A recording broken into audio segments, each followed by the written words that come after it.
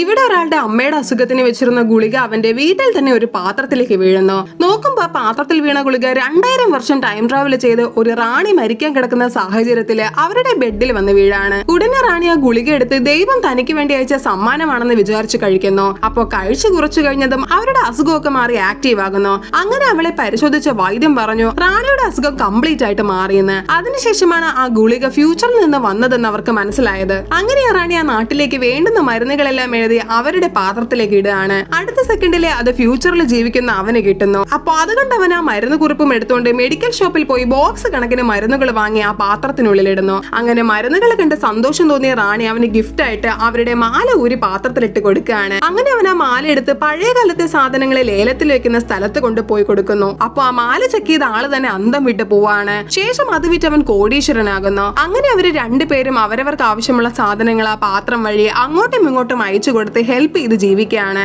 അപ്പൊ അവസാനം നോക്കിയാൽ 2000 വർഷം പഴക്കമുള്ള കൊട്ടാരത്തിൽ നിറയെ മോഡേൺ ടെക്നോളജി സാധനങ്ങൾ ഇരിക്കുന്നു. അവനാണെങ്കിൽ ആ കിട്ടിയ കോടിക്കണക്കിന് രൂപ വെച്ച് അമ്മയെ രക്ഷിച്ച് അവർക്ക് വേണ്ടി ഒരു പാലസ് തന്നെ ഉണ്ടാക്കി റാണിയെ പോലെ സംരക്ഷിക്കുന്നു.